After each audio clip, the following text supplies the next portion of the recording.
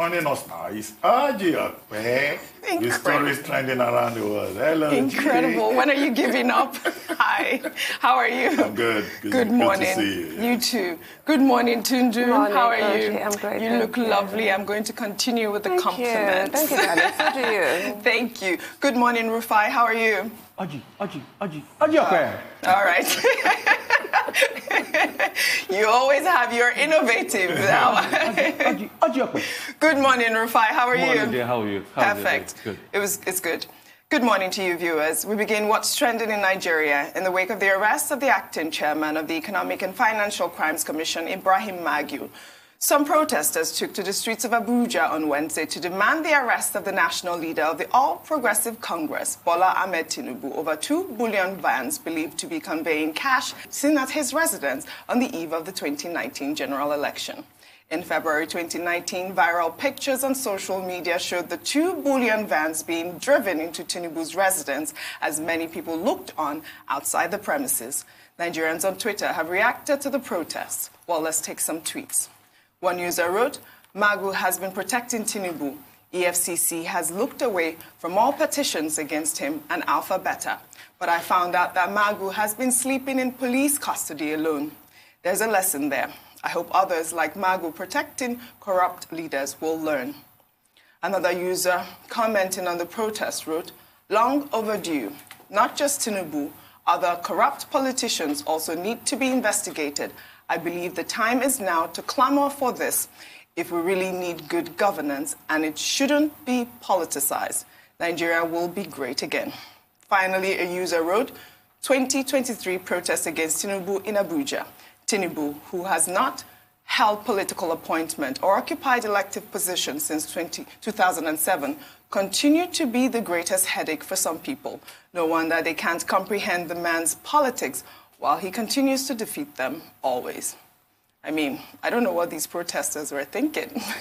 I mean, this happened last year, and the national leader has come out to say that the cash that was in the bullion van was his. I mean, is there any law that prevents people from carrying bullion vans around? I mean, I don't know, Tundu. Well, what he said was that it's his own money and he can put it wherever he likes. Yes. However, as the national leader of the ruling party, around election time, you cannot do that. Okay. You really, well, he can because he did. Exactly. The correct thing to say is that he mustn't do that. Okay. It looks really bad. We have laws against vote buying in Nigeria.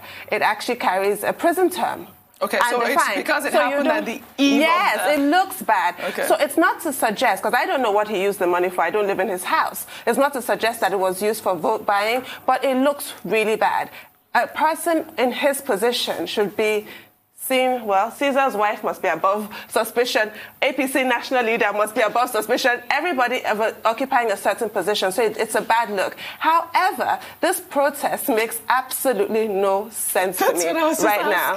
I mean, it's like the last tweet that you read. Yes. It seems to me like some kind of a plan to undermine Asiwaju Tinubu, although he himself has said he doesn't understand why people attack this 2023 political plan because he hasn't come out to announce one. Okay. But there appears to be a concerted effort to dampen it before it even gets started. Right. Well, clearly the protest against Asiwaju Bola Ahmed Tinubu is mischievous, it is opportunistic, and the timing of it is suspicious.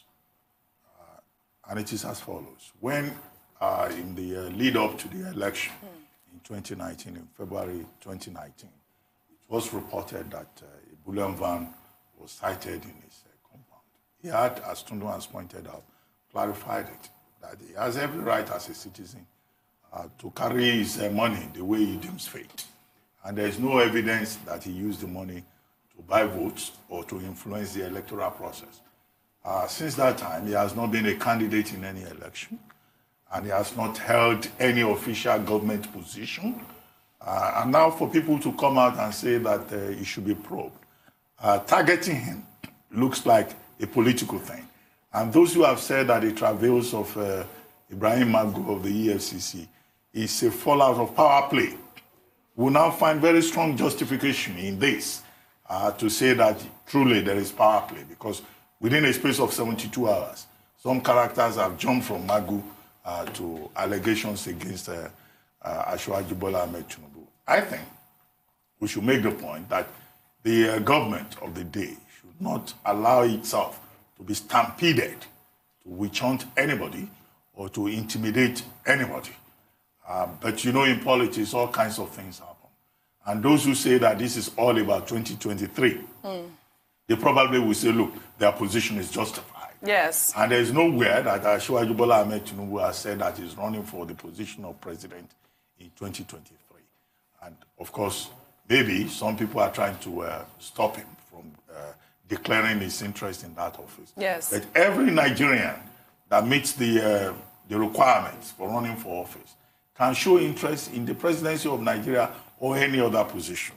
But as they say, politics is very tough territory, and anything can happen there. But I'm sure that Asiwaju Bola Ahmed Tinubu understands the system well enough to know where this is coming from, right, and how to check it. Very good. Like Dr. Abati pointed out, there are allegations that this was almost like a paid protest to stop the national leader from going forward for his 2020 presidency, which he has not even 2023 presidency, which he has not even acknowledged. What is your take on that, Rufai? Very funny. I mean, very funny trend in the country as we speak today. But to a large extent, you know, that's some level of sour grapes. I mean, if the protest was genuine from there, why did they protest while the elections were on, while they saw that picture? It's just all politics. And you know, the very funny thing in this country is that it's so easy to rent a crowd in this country to form any protest. And that's a very shocking trend. And it's an indication of people that are not doing too many things that need to be engaged. But this is all political. The man hasn't come out to say he's running for 2023. Let this man come out and you can start to shoot all your shots, like they say in local parlance. But it's all in the air. Politics season is out there. But the painful thing is, while we are politicking, let's not also forget the plight of a lot of Nigerians that are dying from COVID-19 and that need help this season, that are losing their jobs. I have not heard of people coming out to protest about furlough schemes and saying, okay, why can't Nigeria give people that have lost their jobs or companies a furlough scheme so that they can't sack workers and things like that. I have not heard about people coming to protest, you know, about palliatives, you know, for the working class or for people that have lost their jobs in Nigeria. Then we are talking about bullion van last of 2019. It's funny. It's very funny to me. Very funny. Very well said, Rufai. Let's take another story still in Nigeria. The Indigenous People of Biafra on Tuesday claimed to be in talks with the United Nations to hold a referendum for a sovereign state of Biafra. In a statement by the group's media and publicity secretary, Ima Powerful, the group is making efforts for the referendum any moment soon, adding that residents within the Biafra territory and those living beyond the boundaries of Biafra will be able to determine their own fate.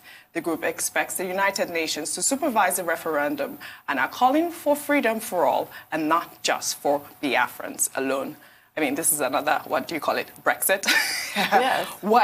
How is it possible to have a sovereign state without any form of, you know, partition? I mean, I would like to know, how does that work? It's possible. Okay. You can have, these are called, there are different types of referendums. These ones are called independence referendums. And an independence referendum does not actually need the consent of the national government. What tends to happen is if there's some kind of separatist movement, and that separatist movement get support maybe at an election, they can now use that momentum to demand a referendum, not even of the national, or in our case, the federal government, just of their own people. Okay. They put a question on the ballot and people answer the question and they vote. And the United Nations will not call a referendum. Every country has their sovereignty. The United Nations will supervise, they'll observe if they're told to, they'll monitor a referendum if they're asked to. The United Nations is also relevant if the referendum succeeds and maybe the national government doesn't want to apply, you know, the results of the referendum. The United Nations can come in and recognize that country as an independent country to give that referendum credence. So, yeah. So then what happens to the people that are not in support of the sovereign state of Biafra that are in that territory as well? What happens? I'm speaking hypothetically. Yes. The referendum might not even happen because, like I said, it usually happens on the back of a popular movement. There has to be some momentum. You can't just wake up and have a referendum. Like if there's an election, for example, and let's say, I don't know, a particular political party, a separatist party, wins all the states, then from there you can now use that momentum to call for a referendum. Right now, that has not happened. Yes. So if at all the referendum does happen, if people vote no, then vote to be counted, then it's no, and they stay in Nigeria. But if there's an overwhelming yes or a majority yes, then they leave. If at all the federal government allows it. And Right, the United that's another Nations issue. and the international community rally around the new state. Well, they have claimed that it's going to be a peaceful process. I don't know how that's going to be, but I think that we can come back to continue on this discussion. Let's take a Dr. short Abati. break. When we return, I will give you my views Sure. on the issue All of right. the referendum. We'll take a short break now. When we return, the morning show will continue with What's Trending with Ojy Okpe.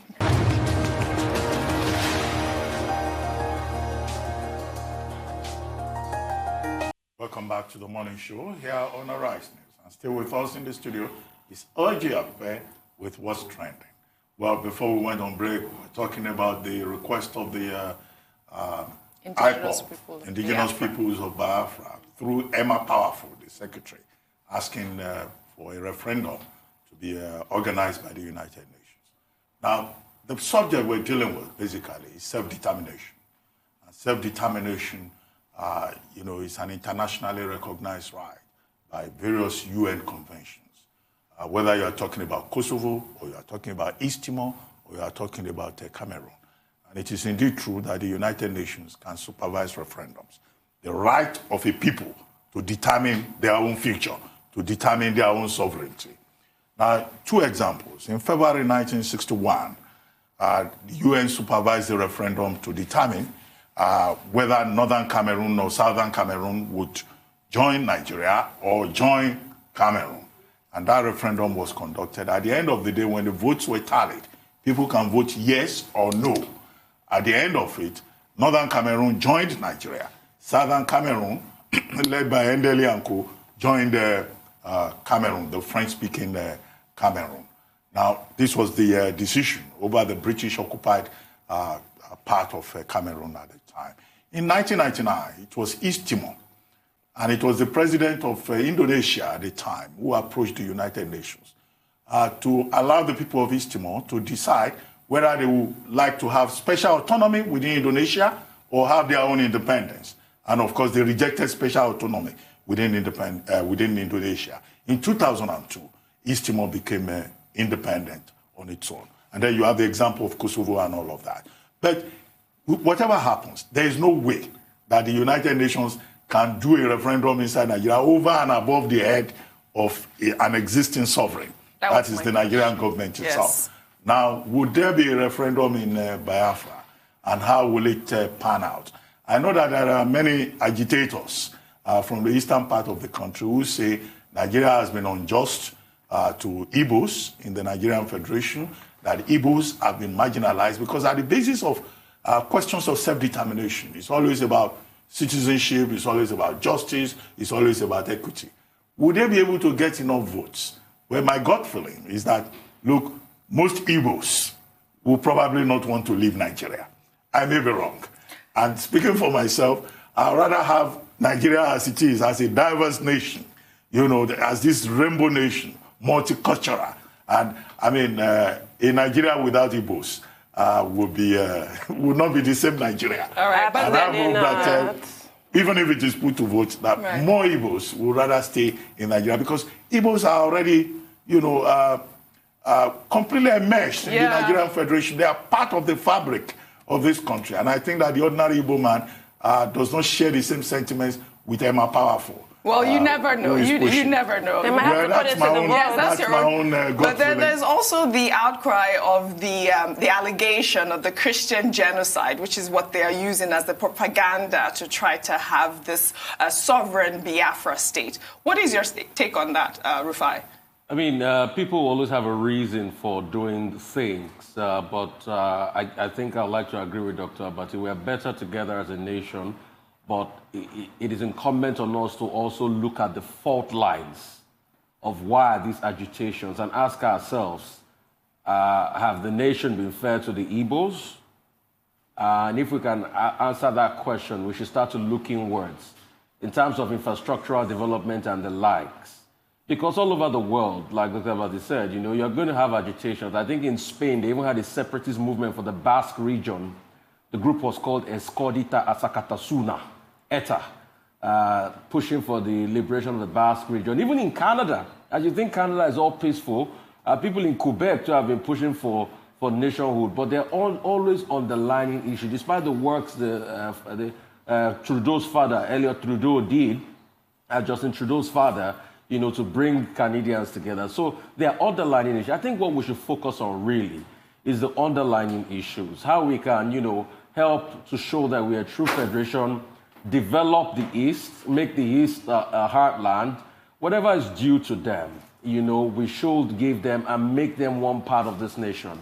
Like you said, Igbos are too vested. I mean, if they leave, who are they going to leave Ladipo market for? That's a big question I want to ask. Well, they'll create their own Ladipo market. A lot of Igbos own properties. They are even intermarried here. Let's not deceive ourselves, but let's also look at the factors for those agitations. Because if you ask me, honestly, I would say to a large extent, those factors of agitation have not been addressed. It still looks like an unequal country. Some people are put down, some people are put on. I love my Igbo brothers. Kedu? At the same time, Yorubas are also asking for Oduduwa Republic. Yes. So that's why those 4 lines that, you know, Rufai referred to are important. We need to remake the nation. Yes. Do we really have a nation in which every part has a sense of belonging? What you said, Rufai, reminded me of Scotland. There's a sense of disenfranchisement with Scotland, and their referendum, everybody was so convinced that Scotland would vote to leave the United Kingdom, and they didn't. So in spite of a lot of, you know, disenchantment that people have, I guess you're right. Many of us are creatures of habit. Yeah. And we're so intertwined as we are. Yeah. That nothing is given. It's not. That's the point it's really you're not. making. Yeah. That's in the example of Scotland, yes. All right. Well, let's take another story from Pakistan now, where a video surfaced online showing a man said to be Nigerian tied up and tortured as he cried out to a brother at large, whom he claimed used him as collateral for drugs. Reports say the unidentified man was filmed by a gang who threatened to kill him by July 10th if his brother did not come out of hiding to satisfy the financial obligation the duo entered with the gang. The graphic video, which has made rounds on social media, has caught the attention of Nigerians in Diaspora Commission. In a statement via Twitter, the commission said they have escalated their mission in Islamabad for further investigation. I don't know if you had the balls to watch this graphic video. You know I can't. It was horrific. You know I can't watch really horrific video. But I am glad that the Nigerian Diaspora Commission has responded to the video. But there are allegations that the commission in Islamabad is closed due to COVID-19. So I don't know what's going to happen here. July 10th is around the corner. It's really a sad situation for this gentleman. I mean, it's horrific. Why would his own brother do that if it's really as it's been alleged? Yes. How can his own brother use him for collateral? Horrible. It's hard to even get your mind around. I needed to, show this because apparently they are asking for whoever knows this gentleman to come forward and the brother to come forward to try to save this guy's life. And settle whatever it is settle whatever it is that they're going. I mean, he's a Nigerian. Well, I think it is reassuring to hear that the Nigerians in Diaspora Commission is already seized of this matter and is trying to make efforts to address it. And the fact that the mission in Islamabad has been shut down because of COVID-19 does not mean that the diplomats in the place can still not take up the matter. It's not as if they've been recalled home. They are on the ground in Islamabad and they know the appropriate channels through which they can lodge a complaint with the Pakistani authorities. Now, the gentleman is quoted as having said July 10th is the date that he has been given. That's tomorrow, right? I believe so. Yeah. That's about 24 hours from now. Wow. And I hope that that will not happen. Yes. Because what is seen in that video that is being circulated is clearly a case of torture. Perhaps you may also say kidnap. Perhaps you can also add assault. And also an invasion of the dignity of his person as a human being. And I hope that the Pakistani authorities will not even wait for the protest from the Nigerian mission in Pakistan before they take action, because this is totally unacceptable. There is an international convention against torture. And on no grounds whatsoever should any human being be treated in this manner. And then finally, of course, this should also be a very strong message to all Nigerians who think that the grass is greener on the other side, who on the basis of filial relations or greed or ambition will allow themselves to be taken to any part of the world and turned into chattel or victims of torture or rape or violence, as we have seen in many other cases. Very well said, Dr. Abati. Thank you very much. We'll see you again tomorrow. Thank you, guys.